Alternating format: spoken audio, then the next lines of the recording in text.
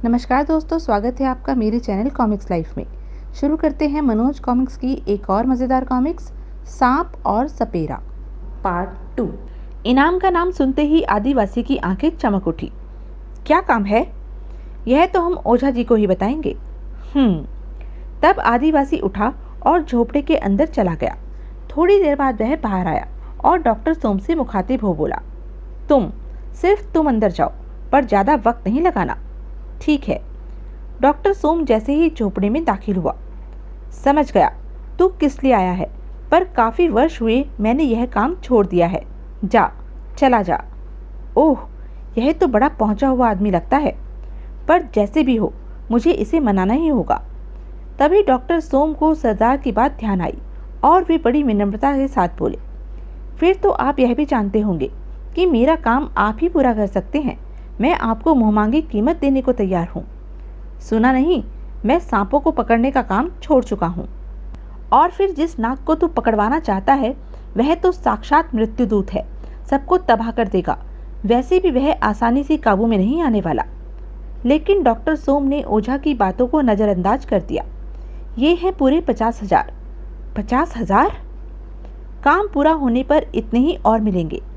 Doctor सोम के शब्दों का ओझा मंगलू पर समुचित प्रभाव पड़ा। पूरे 1 लाख? इतने रुपए तो एक साथ मैंने कभी नहीं देखे। इतने रुपयों से तो मेरी 3 पुश्तें आराम से गुजर बसर कर सकेंगी। मैं जिंदा रहूं या ना रहूं, क्या फर्क पड़ता है? सरदार ने ठीक ही कहा था, पैसा इसकी कमजोरी है। कुछ देर की खामोशी के बाद, ठीक है, तुम बाकी नोटों का इंतजाम करो। बहुत अच्छा, मैं अभी वापस लौट जाता हूँ। 3 दिन बाद बाकी के रुपए लेकर मैं आपके पास पहुंच जाऊंगा। इतना कहे डॉक्टर सोम झोपड़ी से बाहर निकल आए और सीधे एयरपोर्ट चलो। जी साहब।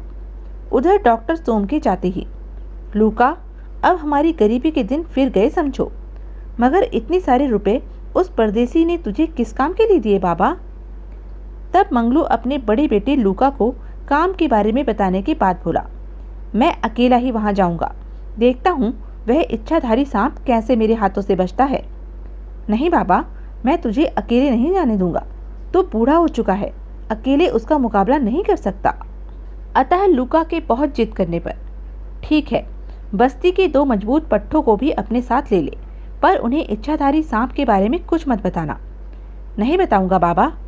फिर जैसे ही लूका जाने लगा, ठहर लूका, एक बात और, अपने बाकी 5 भाइयों को भी बता दे, जब तक हम लौट कर ना आए अपने परिवारों सहित घर ही पर रहें। अगर वह शैतान सांप बचकर भाग भी निकला तो वह हमारे परिवार में से किसी का अनिष्ट नहीं कर पाएगा। समझ गया बाबा, मैं सबको समझा देता हूँ। दूसरे ही दिन, लगभग 3 घंटे के थका देने वाले सफ़र के बाद, ठहरो, क्या हुआ बाबा? इस तरह चलते रहने से कोई लाभ नहीं होगा। पहले मुझे सांप की स्थिति और सही दिशा का पता लगा लेने दो। इतना कह ओझा मंगलू सिर हवा में उठाकर कोई मंत्र बुदबुदाने लगा। उधर कुछ फलांग की दूरी पर सुस्ता रहा सांप एकाएक ही चौकस हो उठा। फिस फिस, और फिर फिस फिस। सांप ने हवा में खतरे की गंध ली और तेजी से रेंगता हुआ एक ओर चल पड़ा। उधर अचानक ओझा मंगलू गरज उठा, सावधान! ओझा की चेतावनी सुन लूका और दोनों आदिवासी अपना अपना सामान उठाकर उठ खड़े हुए। कुछ पता लगा बाबा? हमारा शिकार खुद हमारी तरफ बढ़ा चला आ रहा है।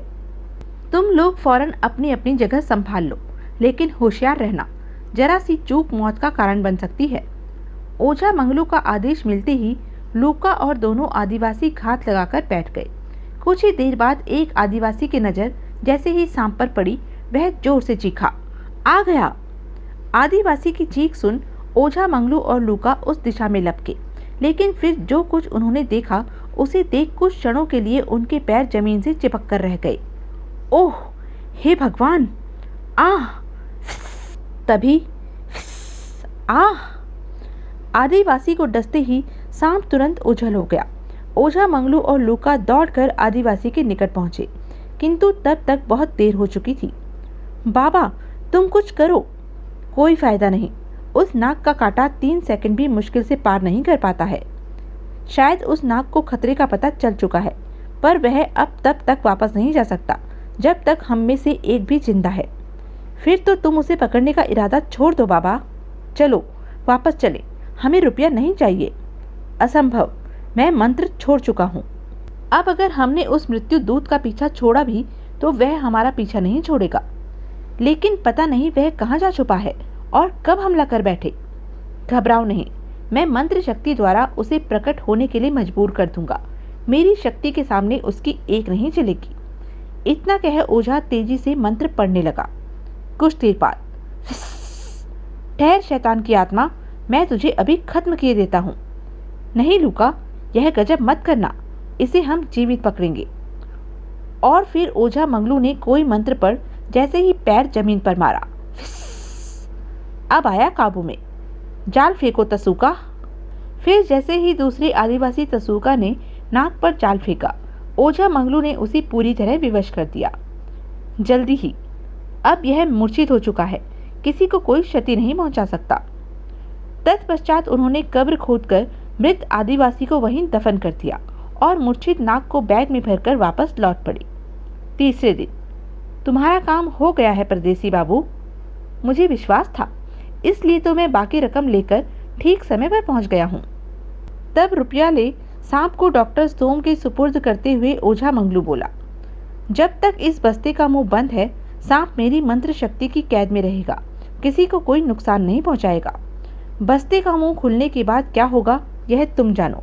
मैं तो सिर्फ इतना कहूँगा कि तुम मृत्यु दूत को अपने साथ ले जा रहे हो। आप निश्चिंत रहिए, अब इस सांप को संभालने की जिम्मेदारी हमारी है।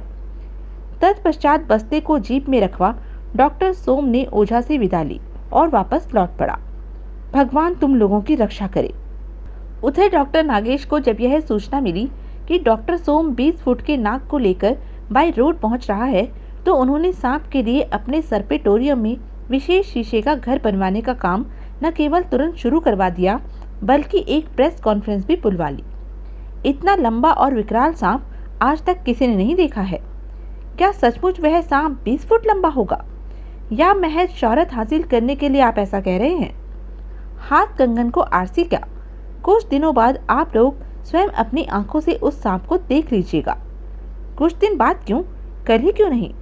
आपने कुछ ही देर पहले बताया था कि कल शाम तक डॉक्टर सोम सांप के साथ यहाँ पहुँच जाएंगे।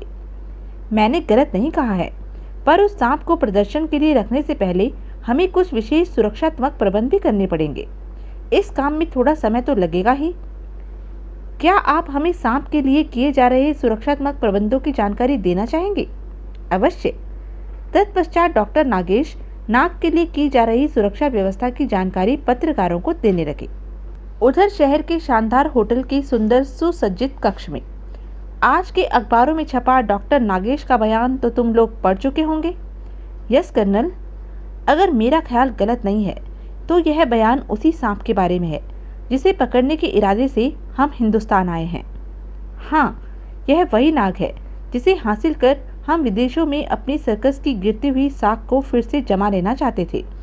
10 साल पहले हमने इस सांप को अपनी आंखों से देखा था, तभी से इस सांप को अपनी सर्कस की शोभा बनाने की इच्छा हमारे दिल में समा गई थी। पर अब तो हमारे यहाँ आने का मकसद ही खत्म हो चुका है कर्नल। नहीं अल्फ्रेड, हमारी आस अभी खत्म नहीं हुई है, यही बताने के लिए तो हमने तुम दोनों को यहाँ बुलाया है। आप हुक्म कीजिए कर्नल, वह सांप मुझे हर हालत में चाहिए। लेकिन अब यह कैसे संभव है कर्नल? तुम दोनों को डॉक्टर नागेश के सर्पेटोरियम से वह सांप चुराना होगा। लेकिन कर्नल रॉबर्ट तसाकी की बात काटते हुए उत्तेजित स्वर में बोला, आज रात वह सांप डॉक्टर नागेश के निवास पर पहुंच रहा है। इससे पहले कि सांप की सुरक्षा के प्रबंध कड़े कर दिए जाएं, तुम लोगों को अपने काम को अंजाम देना होगा। यह काम इतना आसान नहीं है जितना आप समझ रहे हैं कर्नल। तुम जैसे पेशेवर खिलाड़ियों के लिए यह काम मुश्किल भी नहीं है अल्फ्रेड। मैं तुम लोगों को मुंहमांगी कीमत दूंगा। फिर तो हमें कुछ करना ही होगा। हम आज रात ही उस सांप को वहां से उड़ाकर आपके पास पहुंचा देंगे। लेकिन काम बड़ी होशियारी से होना चाहिए। वह बड़ा खतरनाक सांप है। सांप कितना ही खतरनाक और जहरीला क्यों न हो, तसाकी की पकड़ में आने के बाद बेदम हो जाता है कर्नल। गुड, इसलिए इस काम के लिए मैंने तुम दोनों को चुना है। अब आप सिर्फ इतना बता दीजिए कि सांप को लेकर हमें कहाँ पहुँचना है। काली झील के पीछे पुराने मंदिर में। हम वहीं तुम्हारा इंतजार करेंगे। ठीक है। तत्पश्चात अल्फ्रेड और तसाकी वहां से चले गए। क्या कर्नल रॉबर्ट के आदमी मृत्युदूत नाग को चुराने में सफल हो सके? क्या ओझा मंगलू का कहा सच साबित हुआ? बस्ती का मुंह खुलने के बाद क्या हुआ? वह 20 फुट लंबा नाग क्या वास्तव में इच्छाधारी सांप ही था? मंत्र शक्ति की कैद से मुक्त होते ही नाग ने क्या गुल खिलाए? यह सब हम जानेंगे अपने अगले वीडियो अब आया तूफान में। तब तक के लिए बने रहें मेरे साथ, और हाँ, मेरे चैनल को लाइक, शेयर और सब्सक्राइब करना ना भूलें। धन्यवाद।